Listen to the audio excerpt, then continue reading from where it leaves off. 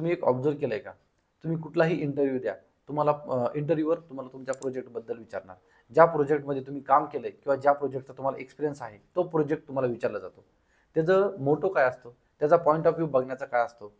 आज आपण डीप डाईव्ह करूयात की ह्या इंटरव्ह्यूवर प्रोजेक्ट आपल्याला का विचारतो आणि आपण प्रोजेक्टमध्ये काय सांगायचं असतं.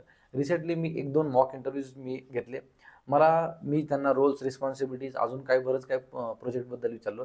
मला अनएक्सपेक्टेड रिझन त्यांचे ॲन्सर भेटलं. आपल्याला इंटरव्ह्यूला काय विचारायचं असतं, त्याचा पॉइंट ऑफ व्ह्यू काय असतो, हे जर आपल्याला माहीत नसेल ना, आपण प्रोजेक्ट एक्सप्लेन करू शकणार नाहीत इंटरव्ह्यूमध्ये.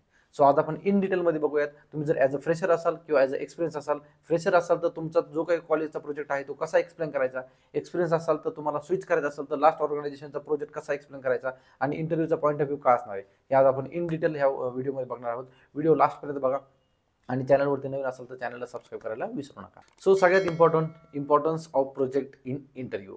सो जर तुम्हाला प्रोजेक्ट विचारला, सो बिहाइंड दॅट रिझन काय असतं की practical knowledge, demonstrate practical skills. तुमचे जे काही प्रॅक्टिकल स्किल्स आहेत, हा एक क्वेश्चन आहे जिथे तुम्ही प्रॅक्टिकल क्वेश्चन तुम्ही विचारू शकता.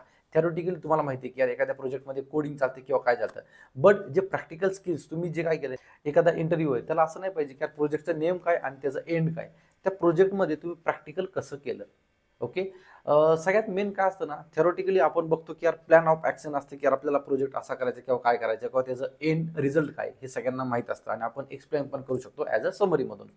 बट त्या प्रोजेक्टचं तुम्ही कसे चॅलेंज केले, त्या प्रोजेक्ट कसं प्रॅक्टिकल तुम्ही डिलिव्हर केला, तुमचा त्यात रोल काय होता हे कोणी सांगतच नाही. प्रोजेक्ट म्हणलं की तुम्ही प्रोजेक्टचं सगळं डिटेल सांगता. इंटरव्ह्यूला प्रोजेक्ट ऐकायचा नाहीये, तुम्ही त्या प्रोजेक्टमध्ये काय केलं, काय चॅलेंजेस फेस केले, हे जर आपल्याला सांगता येत नसेल ना, तर आपण काहीतरी चुकीच्या वेने काहीतरी करतोय. इंटरव्ह्यूला चुकीचं किंवा त्याला आपण मिसगाईड करतोय किंवा आपण त्याला कन्फ्यूज करतोय की मी असं काय केलं तर. ओके. सो सगळ्यात इम्पॉर्टंट आहे तुम्ही जे काही केलंय त्याचे पॉईंट्स किंवा काय हे सगळे नोट डाऊन करून ठेवा. नेक्स्ट पॉईंट मी हा डिस्कस करेल की प्रॉब्लेम सॉल्विंग ॲबिलिटीज. हर एक प्रोजेक्टमध्ये प्रॉब्लेम सॉल्विंग येतेच. कसं असतं ना की आपण एखाद्या प्रोजेक्टवरती काम करतोय तर प्रॉब्लेम्स खूप येतात आपल्याला. मग आपण फक्त असं म्हणणार की यार मला हे प्रॉब्लेम आले, ते प्रॉब्लेम आले, काय आले. येस, ते प्रॉब्लेम आले, पण त्या ते प्रॉब्लेम सॉल्व्ह करायचा माझा अप्रोच कसा होता. मला हा प्रॉब्लेम आला, पण माझा हा अप्रोच होता, त्या अप्रोचने यूज करून that problem has been resolve. Okay. हे असे पॉईंट्स तुम्हाला काढावे लागतील आणि तुम्हाला असे प्रॉब्लेम डिस्कस करावे लागतील. कारण प्रॉब्लेम्स इंटरव्ह्यूला माहिती हर एक कंपनीमध्ये प्रॉब्लेम्स आहेत, बट प्रॉब्लेम सॉल्विंग करणारा कोण आहे, त्याला त्यात ॲबिलिटी आहे का फक्त प्रॉब्लेम प्रॉब्लेम प्रॉब्लेम बोलून असतो फक्त शांत बसणार आहे. पण ही माझ्याकडे ॲबिलिटी आहे, ही माझा एक अप्रोच आहे, त्या अप्रोचनुसार आम्ही हे सगळे माझे रिझल्ट्स आणि हे प्रॉब्लेम्स आम्ही रिड्यूस केले, रिझॉल्व्ह केले. त्यानंतर इंटरव्ह्यूचा प्रोजेक्ट विचारण्याचा हे माग असते कारण तुमचे टेक्निकल स्किल्स आणि एक्सपर्टीज काय काय आहेत ह्याच्यामध्ये. जर समजा तुम्ही वेब डेव्हलपमेंटमध्ये आहेत आणि रिॲक्टवरती काम करत आहे, तर तुम्ही डायरेक्टली असं काही एक एंड रिझल्ट सांगून मोकळं होणार आहेत का? नाही. तर तुम्हाला डायरेक्टली सांगायचं आहे, we have building the website using React Native with Flutter. म्हणजे ते डेमॉन्स्ट्रेट करतं की अरे you are using latest code, latest technology. आणि हे जे तुम्ही जे केलंय ना हे तुम्हाला एक्सप्लेन करायला. आणि काय आहे ना की समजा जर तुम्ही एखाद्या प्रोजेक्टवरती किंवा ॲप्लिकेशनवरती ॲपवरती काम नाही केलंय रिसेंटली, तर तुम्हाला कुठला तरी एक प्रोजेक्ट काढावा लागेल, कुठला तरी प्रोजेक्ट एखादा बघावं लागेल नेटवरून, त्याचं तुम्हाला स्टडी करावं लागेल आणि ते तुम्हाला एक्सप्लेन करावं लागेल. असं नाही की तुम्ही 6 मंथ्स, एक वर्ष झालं कुठला तरी प्रोजेक्ट केला आहे आणि तेच तुम्ही सांगताय आणि तुम्हाला रिसेंट टेक्नॉलॉजी किंवा रिसेंट काही त्याचे प्रॉब्लेम्स काही माहीत नाहीत किंवा काही नाही, त्याचं चॅलेंजेस काय केले, चॅलेंजेस फेस काय केले हे तुम्हाला सांगता येत नाही. तर मग इंटरव्ह्यूला असं वाटेल की अरे हा प्रोजेक्ट कुठून तरी कॉपी पेस्ट केला आहे आणि ह्याला प्रोजेक्ट काही एक्सप्लेन करता येत नाही. त्यानंतरचा मी पॉईंट डिस्कस करेल की end to end understanding of project. जर तुम्ही एखाद्या मॉडेलवरती किंवा एखाद्या मॉडेलवरती तुम्ही काम केलंय आणि तुम्हाला प्रोजेक्टचं एंड टू एंड सिनारिओ किंवा फ्लो माहीतच नाहीये, तर this is not a good sign. की तुम्हाला end to end developer life म्हणजे जी काही डेव्हलपमेंट लाईफ सायकल असते, की तुमची डेव्हलपमेंट असेल, तुमचे डिप्लॉयमेंट असेल, तुमचं टेस्टिंग फेज असेल, हे टोटल तुम्हाला हे जे पूर्ण फेज आहेत ना, हे तुम्हाला पूर्णपणे अंडरस्टँड करावं लागतील. कुठल्या फेजमध्ये डेव्हलपमेंट झाले, कुठल्या फेजमध्ये टेस्टिंग झाले, कुठल्या फेजमध्ये डिप्लॉयमेंट झाले आणि ह्या तिन्ही फेजमध्ये माझा रोल होता. मी त्या मीटिंग्समध्ये त्या ह्याच्यामध्ये किंवा काय त्याच्यामध्ये होतो. आणि त्यानंतरचा सगळ्यात इम्पॉर्टंट आहे, तर मी किंवा म्हणजे आय आणि वी मधला फरक. We have done this, I have done this ह्याच्यामधला फरक ठेवा. कारण सगळ्याच गोष्टी आम्ही केले असं काय म्हणू नका. I have done this module, I have develop this module by using this code, हे कोड फंक्शन, ते फंक्शन, हे सांगा. कारण ॲज अ तुम्ही टीम प्लेयर आहात. तुमचं तुमचं कोलॅबोरेशन कसं आहे टीम बरोबर, तुमचं कम्युनिकेशन कसं आहे टीम बरोबर, हे तुम्ही सांगू शकता. बट टीमसोबतच सगळं काम केलं असं नाही. मी काय कॉन्ट्रीब्यूट केलं त्या प्रोजेक्टसाठी ते तुम्हाला जज करायचे. माझे रोल्स अँड रिस्पॉन्सिबिलिटीज त्या प्रोजेक्टसाठी काय होते हे तुम्हाला डिफाईन करायचे. तर हे तुम्हाला डिफाईन करता आलं पाहिजे.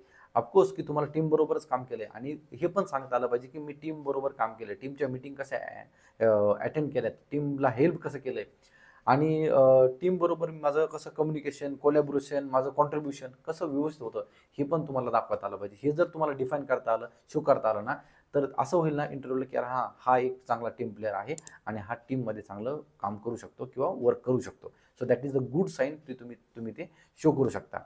आणि त्यानंतर तुम्ही हे पण सांगा की आम्ही जे काही डेडलाईन आहेत, ज्या काही आमच्या डिलिव्हरीज आहेत, आमच्या डेडलाईन आहेत, त्या सगळ्या आम्ही अचीव्ह केलेल्या आहेत आणि जे काही क्लायंट आहेत, क्लायंट पण हॅपी आहेत. आम्ही जो काही इनपुट दिलं आणि सगळ्यात मध्ये टीमचं तर झालं, पण तुम्ही म्हणजे जे काही तुम्ही इंटरव्ह्यूमध्ये प्रोजेक्ट सांगणार ना, तर त्यामध्ये असं काहीतरी सांगा. हर एक प्रोजेक्टमध्ये काही ना काहीतरी इफेक्टिव्हनेस असतो किंवा काही ना काहीतरी त्याचं डेव्हलपमेंटला कुठं टाईम तुम्ही रिड्यूस केला आहे किंवा ओव्हरऑल तुम्ही असं काही वर्क केलं की जिथे क्लायंट खुश आहे किंवा तुमचं ॲप्लिकेशन लाईव्ह गेलं आहे आणि तिथं हॅपी आहेत. तर हे असे जे इन्सिडेंट्स तुमच्याबरोबर जे झालेत ना, ते पण तुम्ही शेअर करा. म्हणजे असं होईल की यार हां, स्टार्टिंग म्हणजे जे थेरॉटिकलपासून जी डिप्लॉयमेंट आणि जे काही तुमचे ॲप्लिकेशन यूज करता युजर्स वगैरे ते पण हॅपी आहे, त्यांचा फीडबॅक आलेला आहे आणि ते पण चांगलं आहे, हे पण तुम्ही मेन्शन करू शकता. आणि हे पण कारण कसं असतं ना, ॲप्रिसिएशन किंवा ॲप्रिशिएट जर केलं ना, तर हे पण आपल्याला शो करायचं असतं. कारण कसं आहे, काम केलं की आपल्याला ॲप्रिशिएशन भेटतं आणि ॲप्रिशिएशन भेटलं आपल्याला शेअर करायला काहीच हरकत नाही. आता तुम्ही म्हणाल की यार तुम्ही एवढ्या सगळ्या गोष्टी सांगताय आणि मग आम्ही इंटरव्ह्यू तर 25 to 30 मिनिट्स असतो, मग एवढ्या सगळ्या गोष्टी आपण कसं सांगायच्या किंवा काय सांगायच्या. एक simple way, right a story. आपण काय करतो ना, की काहीतरी कुठून तरी स्टार्ट करतो. म्हणजे आपल्याला काय सांगायचं असते आपल्या प्रोजेक्टमधून, कुठं वेगळ्या तरी फील्डमधून आपण स्टार्ट करतो, वेगळ्या कोडिंगपासून स्टार्ट करतो, वेगळ्या अप्रोचपासून स्टार्ट करतो, प्रॉब्लेम सॉल्व म्हणजे हर एक गोष्टीमधून काहीतरी वेगळं स्टार्ट करतो.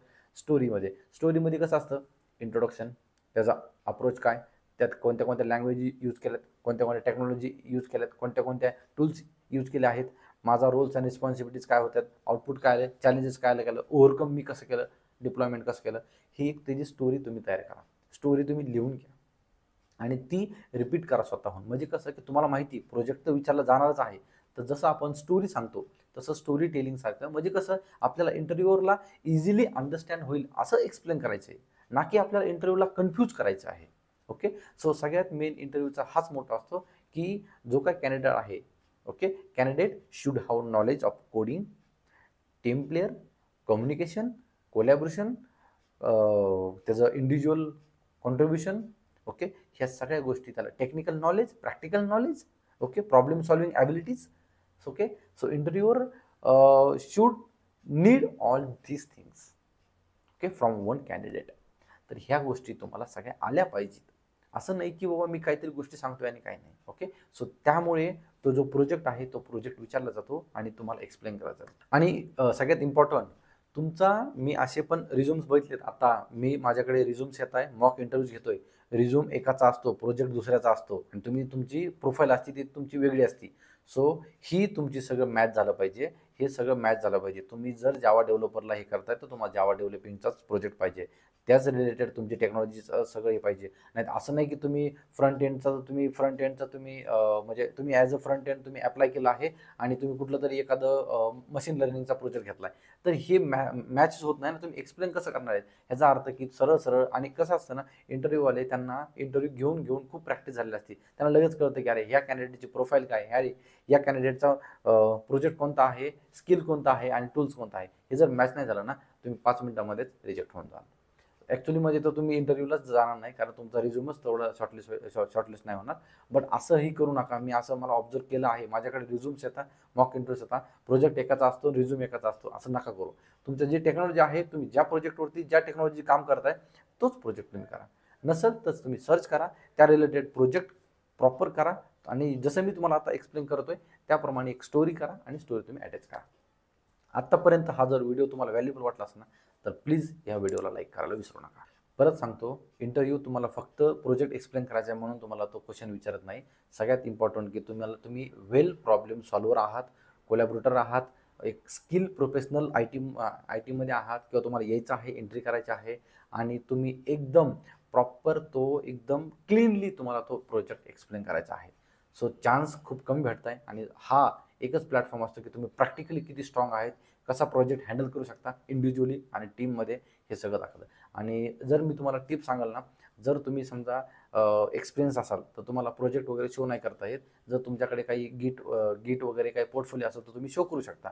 बट ॲज अ फ्रेशर जर तुमच्याकडे जर समजा प्रोजेक्ट असेल तर तुम्ही एखादा पोर्टफोलिओ तयार करू शकता गिट हबवरती आणि तो तुम्ही शो करू शकता की त्याचे काही व्हिज्युअल्स असतील, स्क्रीनशॉट असतील, ते तुम्ही शो करू शकता की असा असा होता माझा रोल्स आणि असे असे होते, मी कोड असा केला आणि आम्हाला असं असं झालं, सिलेक्ट झालं, एवढे मार्क पडले किंवा तेवढे काय झालं तर हे असं तुम्हाला एक्सप्लेन करावं लागेल.